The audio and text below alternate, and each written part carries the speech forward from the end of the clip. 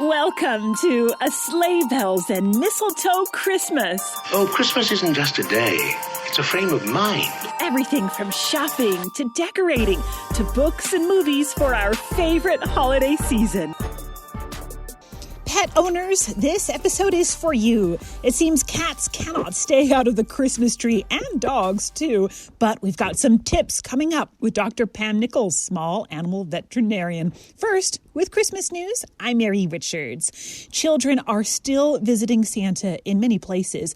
He's just behind plexiglass. The children wear masks and talk to him through the barrier. They can also take pictures, not on his lap, but on a bench in front of the glass. That may help with some of the younger kids and screaming, though let's face it, we kind of love those pictures. You can still write to Santa this year. The Postal Service even offered a digital option. The deadline is December 15th, and they've released images of some of the letters they've received. Many are heartbreaking. They talk about how COVID-19 has affected their families, and they ask Santa for help, mostly for other people. A group of Santa's helpers flew, not in a sleigh, but in small airplanes to the Navajo Nation this week.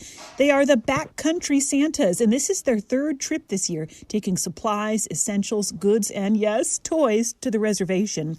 The Navajo Nation covers the Four Corners area of Utah, New Mexico, Colorado, and Arizona. If you have a package to go overseas or to a military member, you better get it in the mail pronto. The U.S. Postal Service, UPS, and FedEx all said their shipping deadlines for individuals mailing packages are relatively consistent with last year. And the good news is they are prepared for the rush. They say they saw big volume starting back in March, so they knew to be ready for this Christmas. At the same time, many places are recommending if you buy online, choose the option to pick up at the store. It may mean you get your gifts earlier than waiting for them to come to your front door, and it can still be safe in the pandemic. Amazon, for example, says it will help with that last mile delivery capacity during a record online shopping year. A warning, police are seeing more and more scams involving the new PlayStation 5 console. The Troy Police Department in Michigan tweeted that the out-of-stock console is a scammer's dream, and they urge the public to use extreme caution when buying off of websites like Facebook Marketplace or Craigslist. The Better Business Bureau says scammers are also known to promote fake deals on the PlayStation 5. In one case, scammers were selling pictures of it instead of the real deal. And that's Christmas news, and now here's Ricky Meese. Dr. Pam, thanks for joining us on a Sleigh Bells and Mistletoe Christmas podcast. I've worked with you before, but give all of our listeners a brief introduction of yourself. Okay, I'm Pam Nichols. I'm a small animal veterinarian in Salt Lake City, Utah. I'm in my third hospital now, and I also have a couple of dog daycares, and I am currently the president of the American Animal Hospital Association. Okay, Dr. Pam, what is it, and this is partly in jest and partly not, what is it about cats and Christmas trees? It's like static cling, a natural attraction that you just can't separate no matter how hard we try. Why are cats and some dogs just drawn beyond their control to Christmas trees? Well, I think in part because cats are super curious anyway, and then you put a brand new Christmas tree in your living room or wherever in your house, and kitties frequently are indoors only now. And so first of all, they're just naturally curious. Plus, it's like the best, most fragrant climbing post, scratching post in the history of the world, and they just can't help it. It's something new in the house, and they've got to investigate, and then they find out how fun it is when they start climbing. I have heard that you're bringing nature indoors, and that is their environment. Okay, so let's talk about safety. Mostly, whether cats are climbing the trees, knocking the ornaments around, or laying under what I like to call Christmas tree forest on the tree skirt for a nap, cats have this unusual attraction to the trees that we bring into our homes during the season. So what do pet parents need to watch for in terms of their cats or their dog's own safety? Okay, so really importantly is the like curly ribbon kitties. My own kitty will climb in and chew curly ribbon off, and if they eat curly ribbon, it will bind up in their intestines and can kill them, and you won't have much indication. Kitties don't tell you they're sick until they're really, really, really sick. So watch for them chewing on curly ribbon. Avoid tinsel because they will chew on tinsel and swallow it. Those are probably the two biggest ones for cat health, other than just having the tree fall over on them, because they will climb. They make Christmas tree stands that are wider and more stable, but honestly, you put a 10-pound cat up on the top of a Christmas tree and it's going to topple. So those are the big ones with dogs. I worry about the cords because they like to chew cords. Puppies especially will get in and chew on cords. And I think in 20 years of practice, I've probably had 3 or 4 puppies die from having their mouths electrocuted from chewing on cords at Christmas time. Well, actually, that's all times, I would say. So. Oh, my goodness. Now, years ago, I did have a dog who he did slurp up the tinsel off the tree just like it was spaghetti, and we found out later that could be really dangerous. So that's a very good, dangerous. Yeah. Okay, so it doesn't seem to matter if the tree is fresh and all natural or if it's artificial. The animals can't help themselves. So we're obviously missing out on something in the feline personality and their disposition. Do we as cat owners need to just relax and avoid placing breakable ornaments on low-hanging branches? What's going on in their mind? Oh, my gosh. So yes, relax, because they're going to sit on the floor and be batting at whatever's on those low-hanging branches. I have made the mistake of making a dog-friendly tree with dog treats and kitty treats as ornaments. That was a super bad idea. Don't recommend it at all. No, honestly, I did that. So, yeah, I would say avoid putting ornaments on the lowest branches. I think if you put the light super tightly on the bottom or on the bottom branches so that it makes it harder for them to climb, I think that's a really, really good idea. Anything to prevent them from getting more than their claws up on the trunk would be a really great thing. Okay, so you mentioned a cat being able to climb all the way to the top of a tree where it's very thin and it's going to come toppling down. So what will it take to keep our trees upright and our decorations intact while keeping the pets safe? I saw online one woman who literally put what used to be called like a child's gate, that you'd put it at stairs around the tree to try to keep the cat away. Do we start with buying them their own tree as a distraction? Is there really anything that we can do?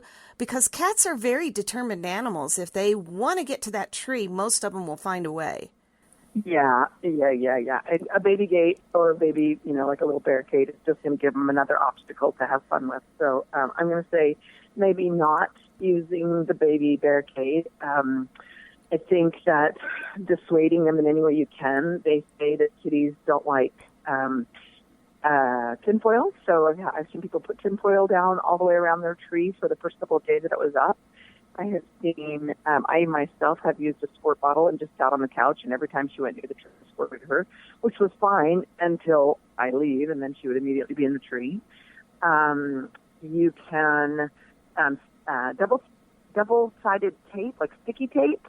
If you wrap that around the base of the Christmas tree, they, like where a kitty could get her claws, if they touch that, they will hate it. And that came from another veterinarian friend of mine when I was asking about tips for helping kitties avoid Christmas trees.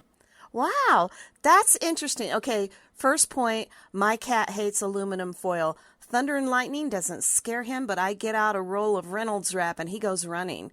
So that sound and everything.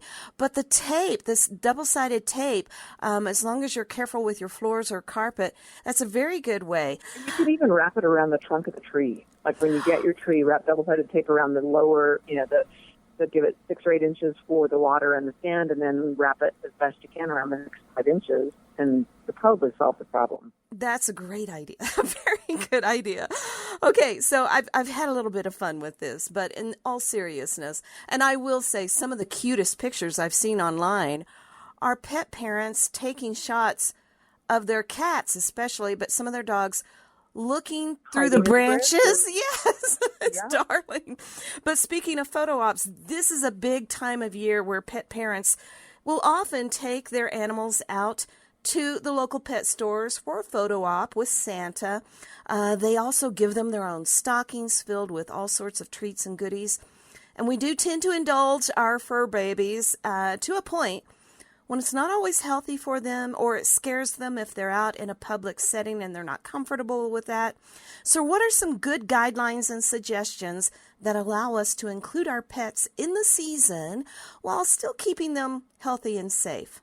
Okay, so first one is, if you're going to take your kitty to a photo op, hopefully you have a well-socialized kitty and you've done it before.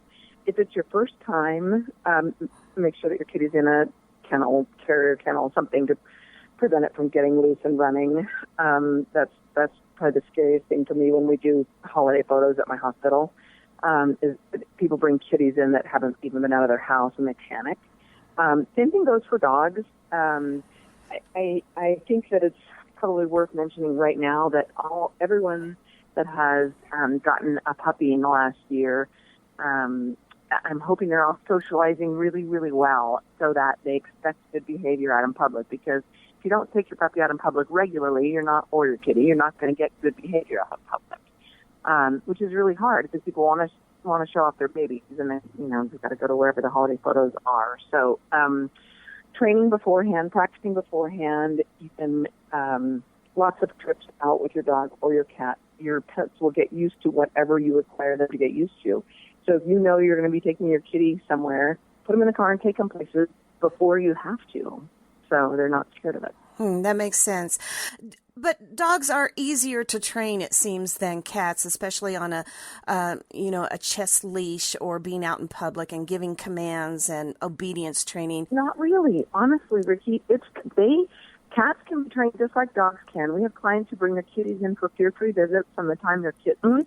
They come in and they get passed around from receptionist to receptionist, back in the back to a tech, and then they come back out. And kitties can get used to the car rides. They can get used to everything and be absolutely as easy to handle as dogs. Wow. Well, I had one, and her attitude was just, it's my way or no way. And that was from, I think, as soon as she entered the world. But I have had a couple of others that they would be more inclined to work with me on things. So those are some very good tips. Anything else you want to add before we wrap this up? Yeah, if you have questions, usually the veterinarian is a great resource, and people only call us when they have a sick pet, but we really like helping with behavior problems too. And most of us, especially AHA accredited hospitals, have people on staff who are specifically trained in behavior of both cats and dogs. Like on my staff, I have my cat advocates, and they're the ones who are out there talking in public about how to train your cat and how to socialize your cat and how to care for your cat. So call your veterinarian if you have questions about behavior. And the other thing that I think is really, really important to say is that I mentioned this earlier, kitties don't tell you they're sick until they are really, really sick. And right now, kitties get seen. The number is only 20% of cats get actual regular veterinary care. And it's just simply because they sit around and they sleep 23 hours a day and nobody really knows if there's anything wrong until it's too late. Oh. So get your kitties in to see the veterinarian. It's probably the most important thing we can do for our kitties. Okay, wonderful. Excellent tips and advice on how our pets can enjoy the holidays, even cats in Christmas trees, along with us. Dr. Pam, we call you Dr. Pam, but it's actually Dr. Pam Nichols, a wonderful vet who has treated so many fur babies and their pet parents along the way. We wish you and yours the happiest of holidays as well. Thanks for joining us on a Sleigh Bells and Mistletoe Christmas podcast, and Merry Christmas. Thanks for having me. Take care.